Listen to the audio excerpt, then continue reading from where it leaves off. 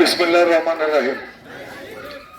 পাঁচকলিয়া এলাকার গ্রামবাসী উদ্যোগে আয়োজিত আজকের এই ধানের শীষের প্রচারণা সভার সম্মানিত সভাপতি আমার বড় ভাই দৌলতপুর উপজেলা বিএনপির সংগ্রামী সভাপতি জনাব সিরাজুল ইসলাম সিরাজ ভাই, উপস্থিত আজকের এই উঠান বৈঠকের প্রধান আকর্ষণ, প্রধান বক্তা আমার শ্রদ্ধাভাজন বড় ভাই সাভার উপজেলা বিএনপির সাবেক সভাপতি জনাব জামাল উদ্দিন সরকার, উপস্থিত প্রিয় নেতৃবর্গ এবং আমার সামনে উপবিষ্ট আমার স্থানীয় মুরব্বীরা, আসসালামু আলাইকুম।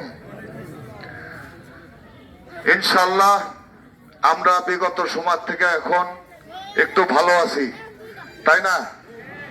তো সামনে একটা নির্বাচন, আগামী 12ই ফেব্রুয়ারি একটা নির্বাচন আছে আমাদের সামনে মাসের 12 তারিখে। আমাদের আরো ভালো থাকার সুযোগ সামনে আছে, তখন আমরা আমাদের প্রার্থী, আমাদের কাঙ্ক্ষিত মার্কায় ভোট দিয়ে যদি আমাদের পছন্দের দল, প্রিয় দলকে রাষ্ট্র পরিচালনার দায়িত্ব আনতে পারি, ঠিক না? তো আমাদের সিদ্ধান্ত নিতে হবে আসলে, কারণ এখন দেখেন আমল না করে কি বেহেশতে যাওয়া যায়? শুনছেন এরকম কিছু? যদি আমরা আমল না করি তাহলে কি বেহেশতে যাওয়া যায়? যাওয়া যায় না। কিন্তু এখন নির্বাচন উপলক্ষে একটা দল মাঠে ঘাটে, আমার গ্রামে গঞ্জে আমার মা বোনদের কিংবা আমার মুরব্বীদের বিভ্রান্ত করার চেষ্টা করতেছে। একটা মার্কা আছে, ওজন মাপার যন্ত্র, ওজন মাপে ওটা দিয়ে, যে ওই মার্কায় ভোট দিলে নাকি বেহেশতে যাওয়া যায়। নাউজুবিল্লাহ, এটা মানেন? নাউজুবিল্লাহ, নাউজুবিল্লাহ। কখনো কোনোদিন ভোট দিয়ে কিন্তু বেহেশতে যাওয়ার সুযোগ হয় না, তাই না? আরেকটা জিনিস দেখেন, এই 1 মাস আগেও কোন একজন ব্যক্তি, এই খালেদা জিয়া, শহীদ প্রেসিডেন্ট জিয়াউর রহমান এবং তারেক রহমান, আমাদের সবার পছন্দের নেতা না এরা, এদের ছবি ব্যবহার করে কিন্তু সে বিএনপি পরিচয় চলে বেড়াইতো না, যে আমি বিএনপি, আমি বিএনপি। তারে কিন্তু গত 13 বছরে 2 বার দল বহিষ্কার করছে, যে তোমার মতো লোক আমার দলে জায়গা নাই, এই সব অসভ্য লোকের জায়গা বিএনপিতে নাই। যারা ছাতাবাজি করে, সন্ত্রাসী করে, ওই সব লোকের কি জায়গা বিএনপিতে আছে? নাই। তাকে কিন্তু সারা বাংলাদেশে 5ই আগস্ট সরকার পতন হয়েছে, আর 7ই আগস্ট ওই ব্যক্তিরে কিন্তু বিএনপি আনুষ্ঠানিকভাবে বহিষ্কার করে দিছে। অভিযোগ কি? ছাতাবাজি। অভিযোগ কি? সন্ত্রাসী। সেই লোকরে কি আপনারা পছন্দ করেন? ওই রকম লোক ইনশাল্লাহ করেন না। পরবর্তীতে কি করছে সে ওই লোক? তারপরে ওই ছবি ব্যবহার করে এতদিন বলছে আমি বিএনপি টিকিট পাবো, আমি বিএনপি টিকিট পাবো। এখন তো বিএনপি তো টিকিট ধারে তারে দিতে পারে না। দিতে পারে? বিএনপি থেকে লোকের অভাব। বিএনপি কে থেকে ভালো লোকের সংখ্যা কম নাকি? আমাদের দলে কিন্তু যারা বিএনপি করে তারা সবাই সুশিক্ষিত, নম্র, ভদ্র, সংগঠক ভালো এবং সমাজের প্রতিষ্ঠিত ভালো লোকজনই কিন্তু বিএনপি করে, তাই না? তো সেই জায়গায় ওই লোক আবার দেখা গেল নমিনেশনটা পায় নাই। কেমনে পাবে? তারেক রহমান দেখছে আন্দোলন সংগ্রামে এবং বিগত সময় সাধারণ নেতা কর্মীর সাথে সম্পর্ক কার ভালো, সেটা দেখতে হবে না?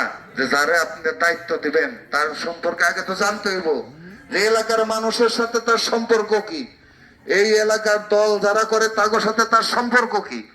অনেক যাচাই বাছাই করে কিন্তু তারেক রহমান হীরা চিনে নিছে। সেটাকে এসে জিন্না কবির, যে হ্যাঁ এই লোকই সেই সঠিক লোক, যে এলাকার উন্নয়ন করতে পারবে, যে সাধারণ মানুষের পাশে থাকবে। অনেক যাচাই বাছাই পরে কিন্তু এসে জিন্না কবিরের হাতে ধানের শীষের প্রতীক তুলে দিছে। তারপরে সেই লোক আবার কি করছে? যে পায় নাই সে কিন্তু যদি দল ভালোবাসতো, যদি খালেদা জিয়ারে মানতো, যদি তারেক রহমানরে মানতো, তাহলে কি দলের বাইরে যাইতে পারতো? যাইতে পারতো? কিন্তু দেখেন সে কিন্তু আসলে ব্যক্তি স্বার্থে ওই খালেদা জিয়া, তারেক রহমানের ছবি আর নাম ব্যবহার করছে। যখন সে পায় নাই সে কি করছে? এই গরু ছাগল মার্কা নিয়ে সে কিন্তু আবার দাঁড়ায় গেছে। আপনারা কি ধান পছন্দ করেন না ওই গরু ছাগল পছন্দ করেন? ধানের পক্ষে আছেন তো সবাই ইনশাআল্লাহ। আমাদের নেত্রী বেগম খালেদা জিয়া গত মাসের 30 তারিখ চলে গেছে, আল্লাহ তাকে বেহেশত নসিব করুক।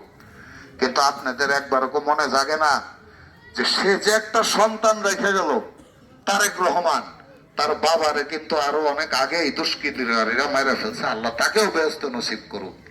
তার একটা ছোট ভাই ছিল, আপন ছোট ভাই। এই সরকারের যখন আমরা বিরোধী দল ছিলাম, অত্যাচার নির্যাতনে দেশের বাইরে ছিল, অসুস্থ হয়ে উনি মারা গেছে। আর কি কেউ আছে তারেক রহমানের? বাপ মা ভাই বোন আর কেউ আছে? এদেশের সাধারণ মানুষই কিন্তু তারেক রহমানের আপনজন। এদেশের প্রত্যেকটা মা বোন তার মা বোন, এদেশের প্রত্যেকটা ভাই চাচা তার ভাই চাচা। তারেক রহমানের কিন্তু এদেশের সাধারণ মানুষ ছাড়া কোনো আত্মীয় স্বজন নাই। এই আপনারাই তার আপন, আপনারাই তার প্রাণ। এবং আপনারা যদি ঐক্যবদ্ধ ভাবে থাকেন, ধানের শীষে ভোট দেন, আগামীতে ইনশাল্লাহ তারেক রহমান বাংলাদেশের প্রধানমন্ত্রী হবে। চান কিনা সেটা? চান সবাই?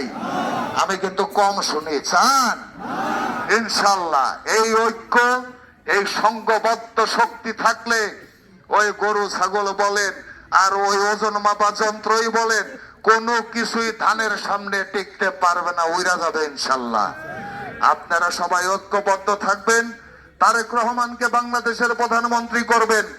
আপনাদের প্রিয় নেতা ঘিওর দৌলতপুর শিবালয়ের যে আগামীতে উন্নয়ন হবে, যার হাত ধরে সেই এসে জিন্না কবিরের পক্ষে থাকবেন।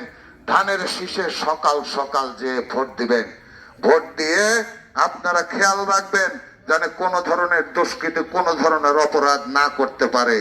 আমাদের ঐক্যই আমাদের শক্তি, ধানের বিকল্প বাংলাদেশে কোনো কিছু নাই। আর যারা আজকে এখানে উপস্থিত হয়েছেন, সবাই বাড়িতে যে বাড়ির থেকেই আমাদের নির্বাচনী প্রচারণা শুরু করবেন। আর মাত্র 10 থেকে 12 দিন হাতে আছে, সময় অনেক কম কিন্তু কাজ অনেক বেশি।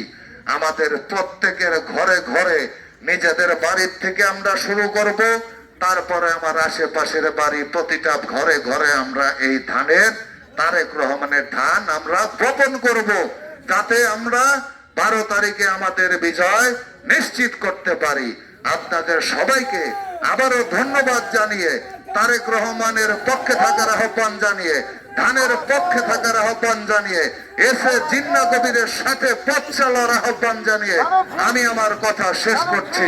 শহীদ প্রেসিডেন্ট জিয়াউর রহমান অমর হোক, দেশ নেত্রী বেগম খালেদা জিয়া অমর হোক। আগামী দিনের নিশ্চিত প্রধানমন্ত্রী তারেক রহমান জিন্দাবাদ, জিন্দাবাদ, জিন্দাবাদ। আসসালামু আলাইকুম।